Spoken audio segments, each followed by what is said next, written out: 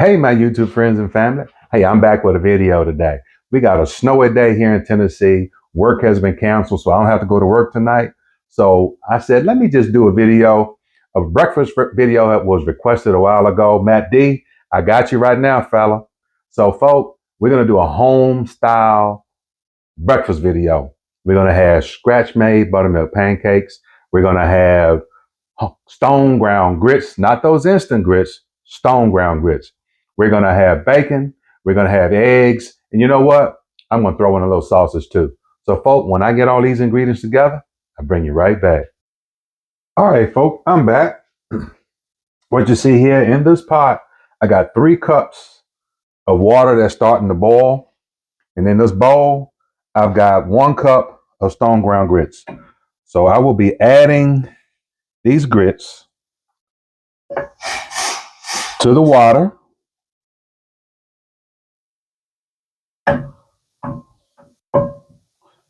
Some of the grits are a little sticky because I rinsed them off. You can rinse them off to get some of that hull from the corn off the grits. But I changed my mind because I was losing too much grit trying to rinse it. So what you can do, I'll show you a little trick once we get this all incorporated into this water and it get ready to start boiling. I'll show you a little trick that can help you with getting rid of some of those little difficult to chew pieces that make your grits all gritty. But right now, I'm just going to get this all stirred in together.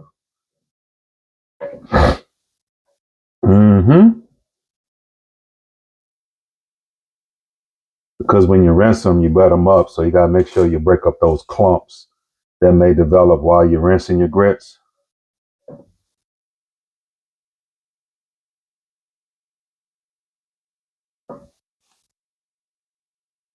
That was just plain water. And what I like to do is once I get them in there and I'm starting to get them incorporated and mixed in, I like to add a little milk. I like to add a little milk in there. Get that mixed in all nicely. That'll help give it some creaminess. And we start with the grits first because it takes the longest to cook. So, folks, now that we got these grits going, they're all nice and smooth. They're still a little thick right now, just starting off, so I'm going to add a little more milk. I think I ended up with more than a cup of grits when I was rinsing them and I added more to the bowl. So that probably threw my water measurement off.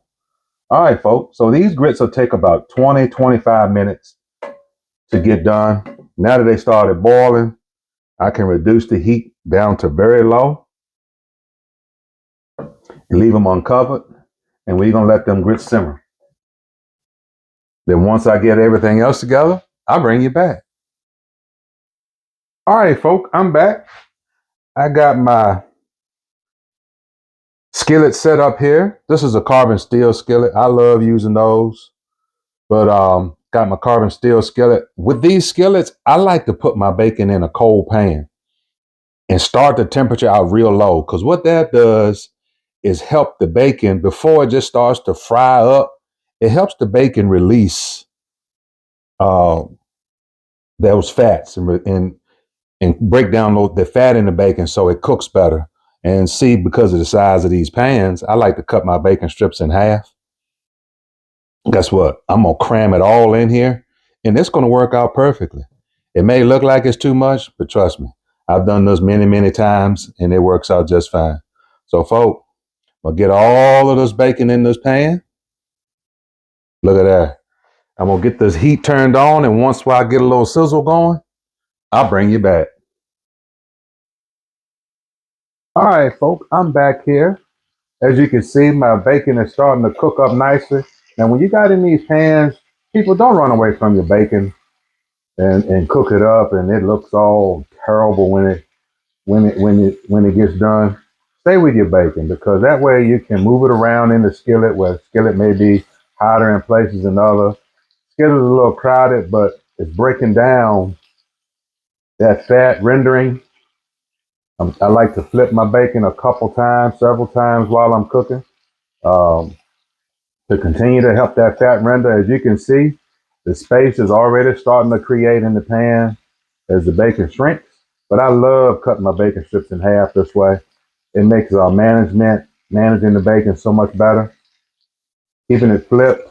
These in the center, I'll be moving out to the sides, pushing them around as they cook and render. So, folks, I have been stirring my grits. As you can see, they're starting to come along nicely. Got the heat down really low. So stir them every 1 or 2 minutes so they don't stick and burn at the bottom. But look at how they are already getting all nice and creamy. Yes, indeed, folks. This is going to be a good little meal. So, folks, when I get a little bit further along with these, I'll bring you back. All right, folks, I'm back with this bacon. Look at that, folks. I've taken some out already. Got the rest of that in there, finishing up. It's ready to come out right now. So I'm going to cut this burner off. See, nice and slow like that. Look at how much fat you render out of that bacon to help that bacon be more crispy, delicious, the color, the texture of good old bacon. Let them drain on some paper towels. And folk, you see all that goodness in that pan? Don't you throw that away. That's grandma goodness. I save that bacon grease. I have a jar I keep in the fridge. I add to it. I strain it. I add to it, and put it in your eggs. Maybe when you fry potatoes, mix it in there. When you cook your greens and beans, add a little bacon grease. So there's many uses for that bacon grease. So don't lose that grandma goodness, folks. And once we get on it to the next step, I'll bring you back. Hey, Bo, in the time that it took me to get that bacon squared away and done, those stone ground grits are done. I got them turned off now. I threw me a dab of butter. What I forgot to show you, I put about a half a teaspoon of salt in. Adjust the salt to your liking. So, folks, those grits are ready. I'm going to put a lid on them, let them sit. The bacon is ready. And when I bring you back, I'll be getting ready to get these pancakes started. So, folks, just hold tight. All right, folks, I'm back. Okay, I got me a little setup here on my ingredients for these scratch-made buttermilk pancakes. In this bowl, I got 2 cups of self-rising flour. I was low on my all-purpose flour, so I used self-rising flour. So in self-rising flour, it's already got some of the leavening in it. It's got the baking powder and the salt in it, but this recipe also calls for baking soda. So the self-rising flour already has baking powder and salt, and it calls for a half a teaspoon of baking soda. So that's going in the dry ingredients. It also calls for 1.5 tablespoons of white sugar. That's going in the dry ingredients. And what I'm going to do with these dry ingredients, now, I'm going to just mix this up. I could have got a bigger bowl, yeah, but I didn't. So this is what we got to work with right now. It'll be fine. It'll mix together just fine. So, folks, in here, got those dry ingredients mixed together. It also called for 2 eggs. This is 2 cups of buttermilk. Okay. In the buttermilk, there's 2 egg yolks separately from the egg whites. The egg whites are in my stand mixer, and I'm going to show you what I'm going to do with them in a second. But in here is the 2 egg yolks, what I'm going to beat in with the buttermilk. Okay. Here we got 2 tablespoons of melted unsalted butter. Going to get that in there with the eggs and the buttermilk. Okay. And then also in here is a 1/4 teaspoon of vanilla. That's optional. I like vanilla in my pancakes. So I'm mixing that in to this mixture. Okay. Got that together. Look at how quick this is coming together, folks. Now, in here, I got 2 egg whites. If you can see in there, 2 egg whites. What I'm going to do is get my stand mixer going, get this on low. And what I'm going to do is whip them up to soft peaks. Once they get up to soft peaks, I'll bring you back. All right, folk, I'm back. Stand mixer have been going about 3 minutes. And that's about, let me finish it up, then bring it up. We'll let it settle. And we're about at soft peaks right now. If you don't have a stand mixer, you can definitely, that right there is like soft peaks, okay? So we're gonna get that out of, in a second, we're gonna get that out of the bowl, but what we're gonna do right now, we're gonna take these wet ingredients, we're gonna make a little well in here, and we're gonna pour this right into this bowl. A little tight, but it'll work. It'll be okay.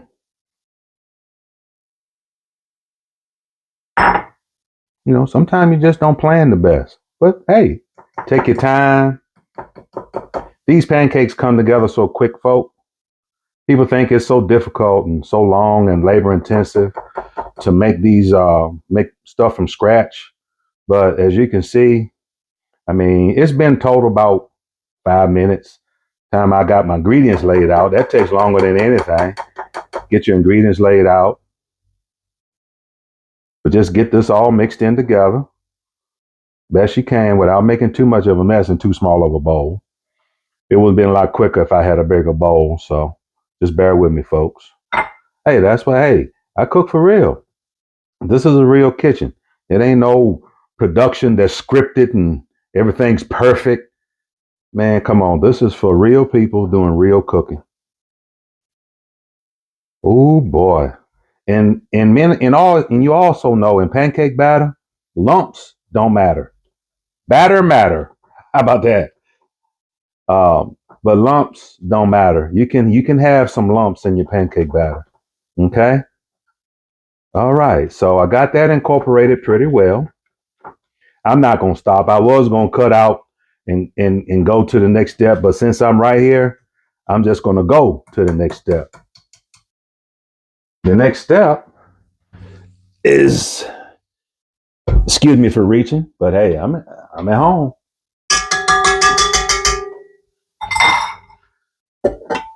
I got these egg whites here. As you can see, what we're gonna do, take about half of them, and we're gonna fold these egg whites into this batter. Now, what is that gonna do for this pancake batter? This will help incorporate air into that batter and give you some fluffy pancakes. We're not gonna overdo it. You wanna just lightly fold it in.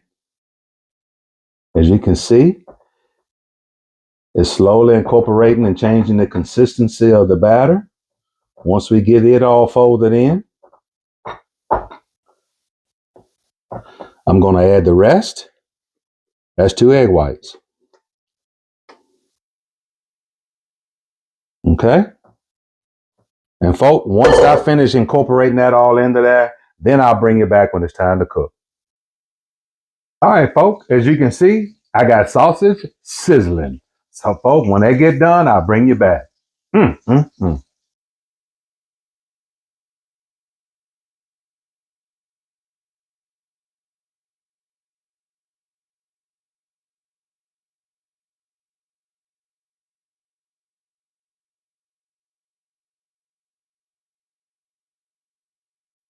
All right, folks, I'm back.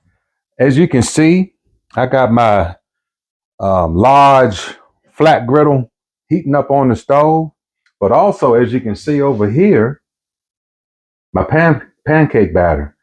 Make up your pancake batter and let it sit about 5 or 10 minutes before you're ready to cook. That gives those leavening agents in there time to rise. Look at how that pancake batter has risen. It's going to be so light and fluffy. So, folks, letting my pan get hot.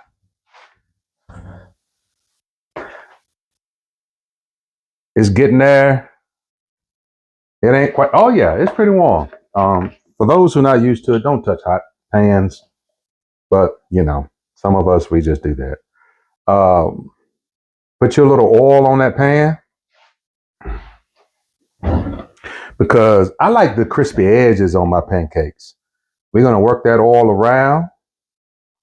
I'm not going to crowd the pan. I'm going to cook one pancake at a time, but I'm not going to bore you with cooking all of these pancakes. I'm just going to show you cooking one. Then I'll get the rest cooked.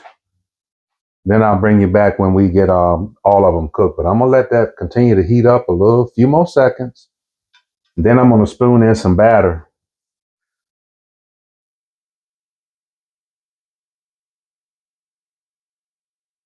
Yep, I think she's ready.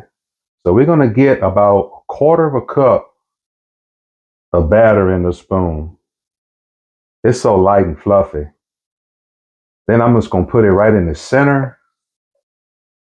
That's an ugly pancake, but I'm going to put a little more batter in there. I want to spread out. There we go. So what if they're not perfectly round? You're at home, you know? Now, I'm going to let that batter cook on. I'm going to move that all around. You know, everybody's kitchen, you got a little lean somewhere. Let that cook around. You see how that's sizzling up? Nice and light and fluffy. Mm-hmm. Mm-hmm. Gonna let that pancake cook. Like I said, I'll show you this whole one during the whole cooking process of this one pancake. Then when this one is done, I'm gonna just cook the rest and I'll bring you back when it's time to do the eggs. So just hold on while we do this pancake, folks. I know it's like watching paint dry, but you want to see how the pancake develops. If you want, you can just continue to move that around so you can get them crispy edges on that pancake. Yeah, you could get your flat top griddle out, your nonstick griddle or your whatever, and put 8 of them on there at a time. But we're doing home style country on cast iron with scratch made buttermilk pancakes. So you want to give it time to cook the old way. As you can see, if you watch, you'll see bubbles starting to pop on top of these pancakes. That's a sign is when it's getting close to time to turn, folks.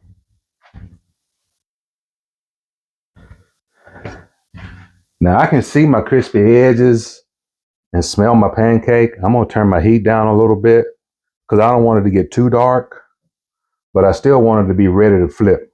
Because once you flip it, the pancake is basically done. You just got to brown up the other side. See, we getting more air pockets popping? It's getting close. It's getting close, folks. Mm-hmm. Just look at that. Yes.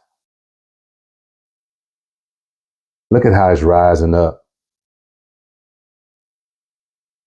Oh, yeah, folks. You see that? Now, I don't want it to get too dark. I'm going to call it ready to flip. So I'm going to get up under here with my metal spatula and we're going to flip it. Ooh, look at that pancake, folks. Beautimous, beautimous, beautimous. I'm going to reduce my heat a little bit. Now, while it's on that side finishing up, I like to go on and put my butter on top so it'll melt nicely.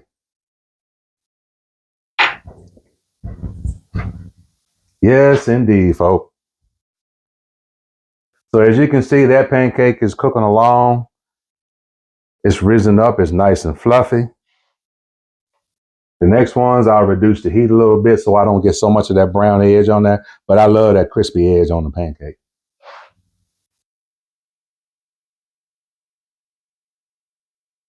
I like to feel when that pancake feels nice and spongy, you know it's ready. So move it a little bit. Mm-hmm.